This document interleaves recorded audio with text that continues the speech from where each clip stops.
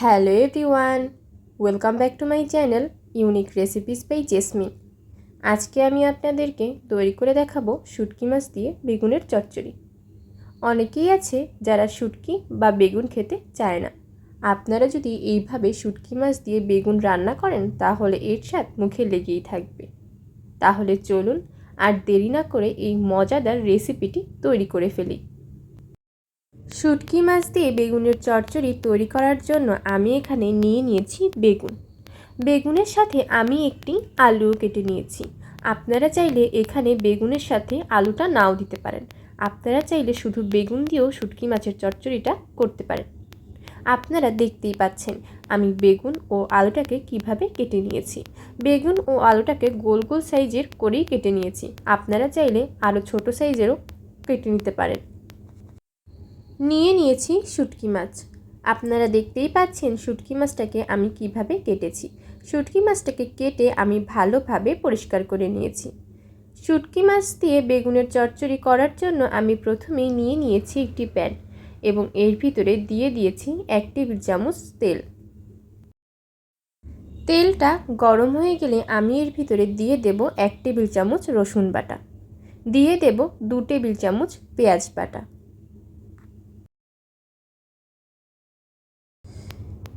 দিয়ে দিচ্ছি 1 চা চামচ আদা বাটা এবং দিয়ে দেব 1 চা চামচ জিরা গুঁড়া।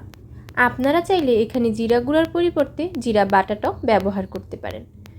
জিরা গুঁড়াটা দেওয়ার পর পেঁয়াজ, রসুন, আদা এবং জিরাটাকে তেলের ভিতরে ভালোভাবে নেড়ে নিতে হবে এবং 2 মিনিট কষিয়ে নিতে হবে। 2 মিনিট পর আমি এর ভিতরে দিয়ে দেব স্বাদ মতো লবণ, দিয়ে দেব 1 চা চামচ হলুদের গুঁড়া। হলুদের গুঁড়োটা দেওয়ার পর মশলাটাকে ভালোভাবে নেড়ে নিতে হবে। নাড়া হয়ে গেলে আমি এর ভিতরে দিয়ে দেব 1 চা চামচ মরিচের গুঁড়া। মরিচের গুঁড়াটা দেওয়ার পর মরিচের গুঁড়াটাকেও মশলার সাথে ভালোভাবে মিশিয়ে নিতে হবে এবং 5 মিনিট মশলাটাকে কষিয়ে নিতে হবে। এখন আমি এর ভিতরে দিয়ে দেব শুটকিগুলো দেওয়ার পর শুটকিগুলোকে মশলার সাথে ভালোভাবে মিশিয়ে নিতে হবে।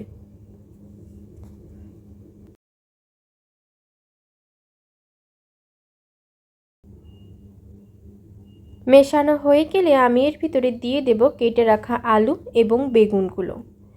আলু এবং বেগুনটা শুটকির ভিতরে দেওয়ার পর শুটকির সাথে আলু এবং বেগুনটাকে ভালোভাবে মিশিয়ে নিতে হবে।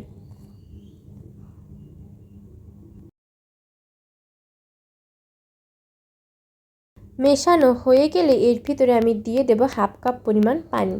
পানিটা দেওয়ার পর পানির সাথে বেগুনটাকে ভালোভাবে নেড়ে নিতে হবে।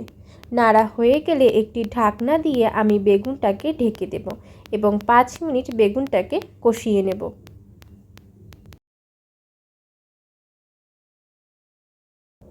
5 মিনিট পর ঢাকনাটা উঠিয়ে ফেলব এবং খুন্তি দিয়ে বেগুনটাকে ভালোভাবে নেড়ে দিতে হবে।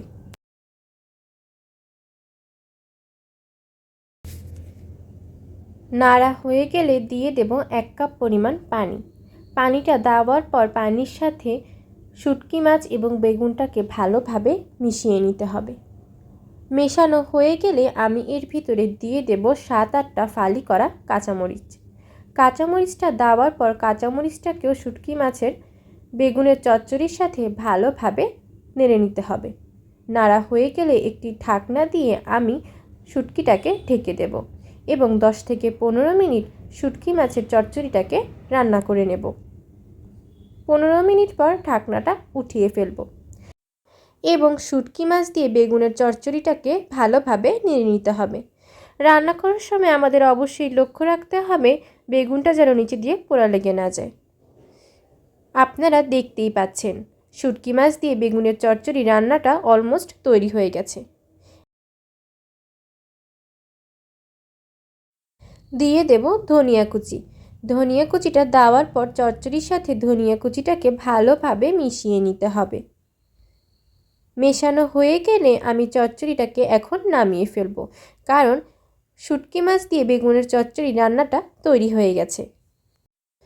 আপনারা চাইলে চচ্চড়িটাকে একটু মাখা মাখাও করতে পারেন, কিন্তু এর থেকে মাখা মাখা করলে আর চচ্চড়িটা খেতে ভালো লাগবে না। তাই এখনই আমি চচ্চড়িটাকে নামিয়ে ফেলব। তৈরি হয়ে গেছে শুটকি মাছ দিয়ে বেগুনের চচ্চড়ি। তাহলে আর দেরি কেন, এখনই তৈরি করে ফেলুন এই মজাদার সুস্বাদু রেসিপিটি। আজ তাহলে এই পর্যন্তই। আবার কোনো একদিন আপনাদের সামনে হাজির হয়ে যাব অন্য কোনো এক মজাদার রেসিপি নিয়ে। এই রেসিপিটি অবশ্যই আপনি আপনার বন্ধুবান্ধব এবং ফ্যামিলির সাথে শেয়ার করবেন।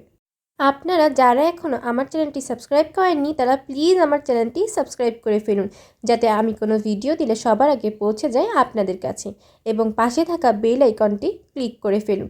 ভিডিওটি যদি ভালো লেগে থাকে তাহলে অবশ্যই একটি লাইক দেবেন, এবং আমার Facebook page unique recipes by Jasmine পেজটাতে একটি ফলো এবং লাইক দেবেন।